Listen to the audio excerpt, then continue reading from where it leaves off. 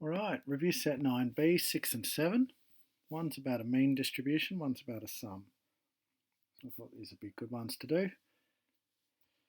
The maximum daily temperature in Brisbane during May is normally distributed with mean 24, standard deviation 2. When they say max daily temperature, they're talking about a population. They're saying every single day in May there is a maximum temperature that goes with that day, right? So it could be, 20 degrees one day, then it's 30 degrees the other day, right? This is a day by day thing, right? When they're telling you these, that the mean, that's for the population of daily temperatures, and that standard deviation goes with that population. Find the probability that the max temperature is above 24.5. So it's a straightforward normal CDF. Probability that the temp greater than 24.5. Right, so this is our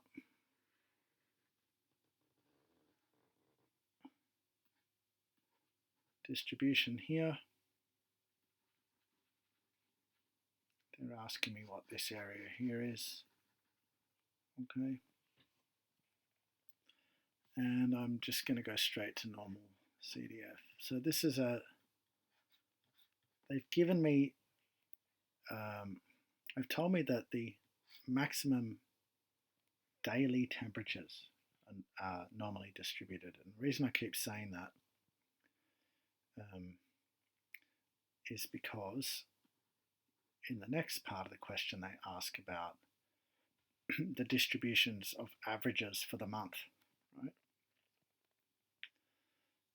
So, which will be different, as in the standard deviation will be different, right?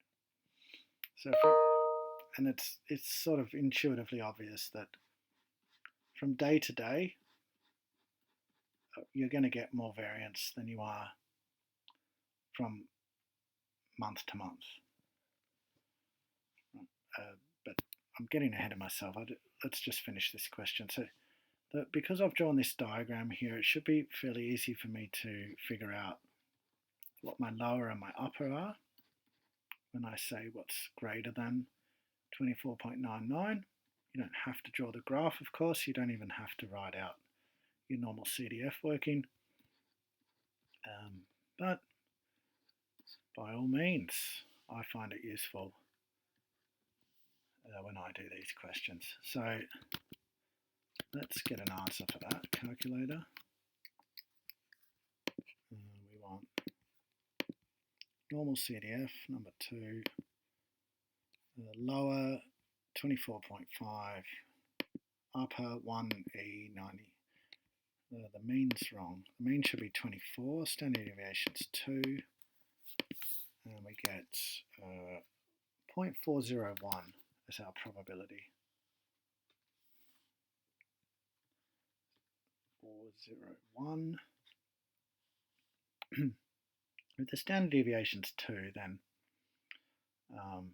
it's not till we get to 26 that we've done 30% from the mean there, so, or 34%, I should say. So yeah, I mean that's looking reasonable, looks about right. Now in 6b, find the probability that the average maximum temperature in Brisbane during May next year is above 24.5. Now, I guess the clue is when they say May next year, to now be thinking that we're now comparing a whole lot of averages for May.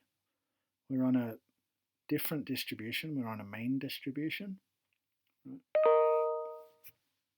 So I'm getting emails. That's why you're hearing that dinging.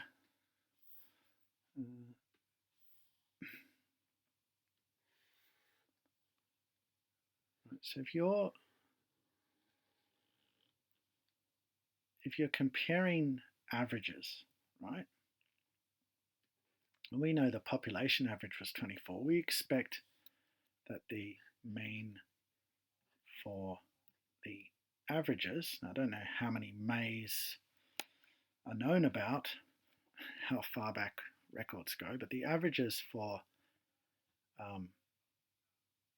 the average temperatures for May, x bar n, we expect not to change, right? So they'll still be 24, but what will happen is if you start looking at the distribution of averages for the month, right, you're going to take all of those ups and downs that you would get from day to day in a population, they're all going to kind of cancel each other out a bit, and the spread of that distribution is going to be a lot smaller. Right, we've learned in class that the standard deviation would be the original, the population, but it will now be divided by the square root of n. Now, if we're averaging the days of May, it's going to be 31 days. So I might just leave it like that. I suppose I could rationalize the denominator, but I can put it in like that into the calculator.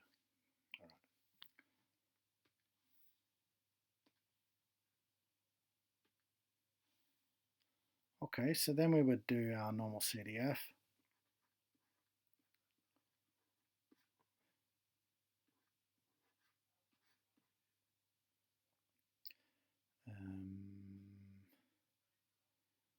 We're still looking, we're going to be well over here though now, 24.5. Right, so if our average is coming from 31 days, our standard deviation has significantly decreased itself.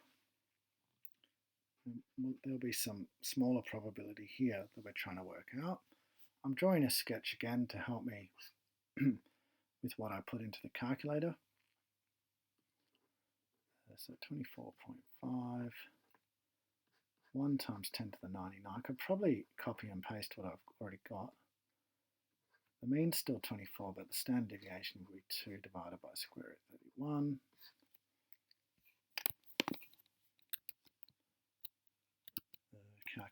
Calculator. So if I copy what I've got, then press the insert button,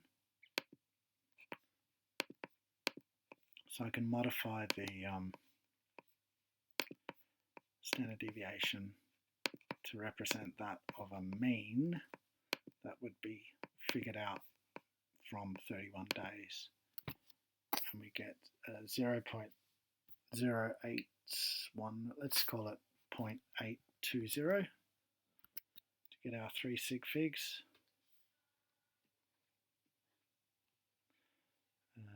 We'd have to write a statement like this. Smaller, no, greater than 24.5 is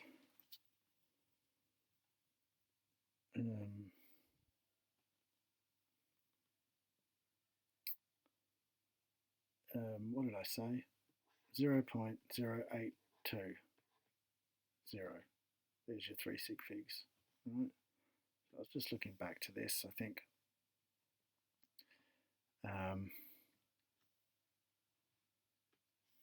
over here I should have written this as x bar 31 because 31 days in May. Although, you know, you could be imagining a whole lot of Mays, if that makes sense, year to year. So this was the average for this year's May. Average 24 degrees in Brisbane, but you can imagine a whole lot of them from year to year, barring changes in climate. I guess you would expect that they would stay somewhat the same. Okay. Now, question 7.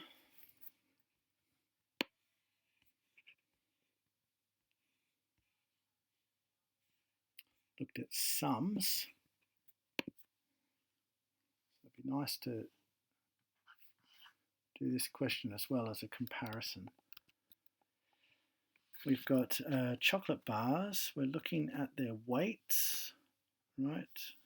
Now, they're telling me about the population of chocolate bars, normally distributed. They've given it a letter X, which is nice because it makes it easier to write out expressions.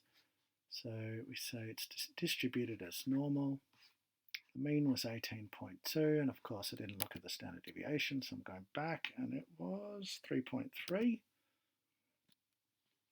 If we're describing the distribution, we actually write in the variance, so I'll write 3.3 squared. But in this question, we're actually looking at S25, which is what that means is the sum of 25 chocolate bars. You can imagine,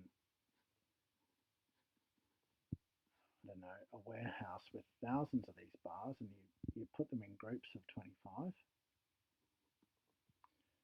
And sometimes they add up to whatever, 400 grams. Sometimes they add up a bit more, right? But those sums would lie on a distribution, right? The mean would be 25 times the mean of individual bars, whatever that is. I'll have to work it out in a minute. And the standard deviation, right, we've done this in class, so I won't validate the formula or anything like that. But we'd be looking at square root n, which is 5 times the original standard deviation. So that will spread out as well. The variance basically spreads out, as you would expect, n times, right? Because this is just a sum. So your variance is 25 times bigger, but you're trying to work out standard deviation. So square root 25. Now, I'm going to actually read the question now. What does the variable S25 represent? Yeah, I did answer that. So I said that's the sum of 25 chocolate bars.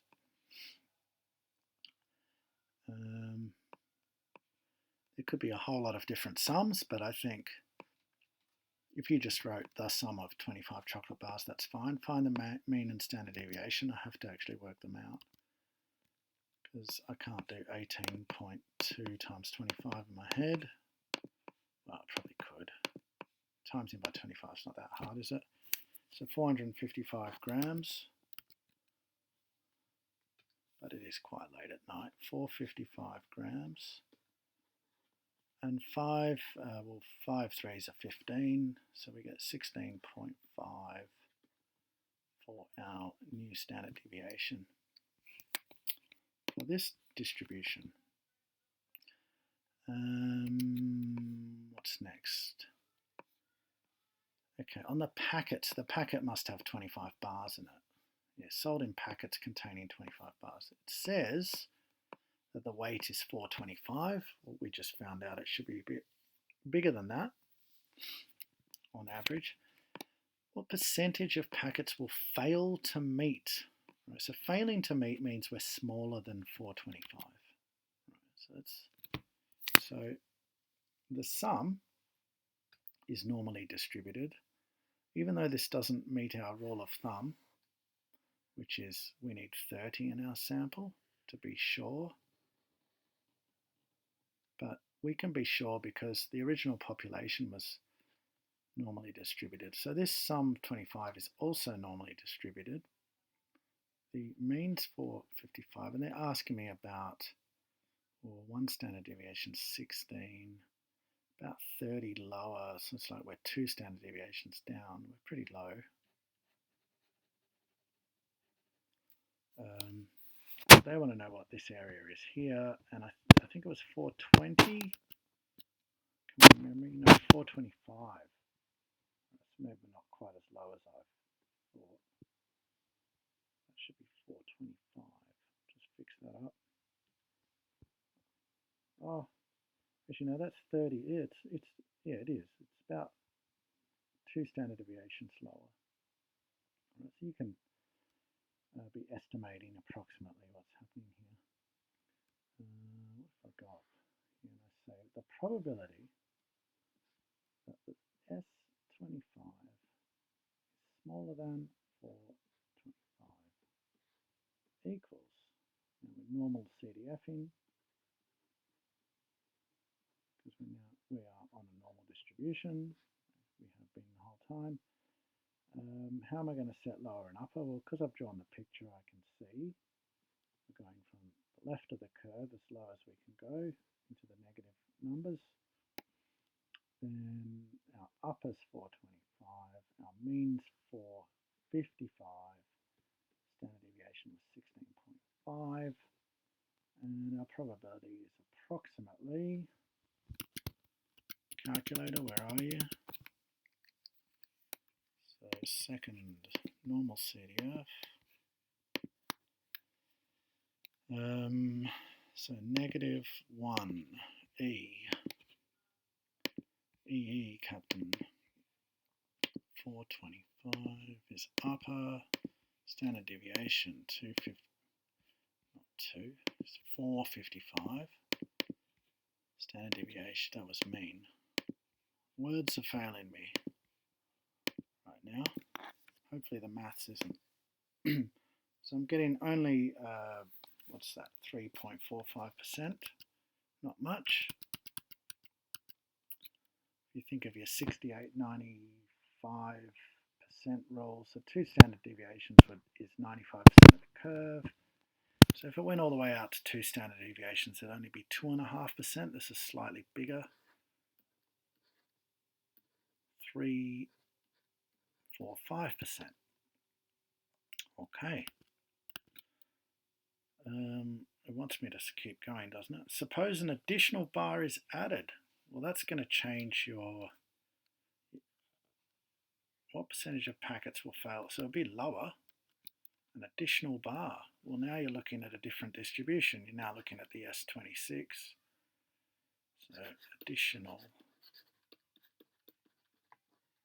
I don't think I'll run through this. I think you've just seen me do it with an S25. The S26 new mean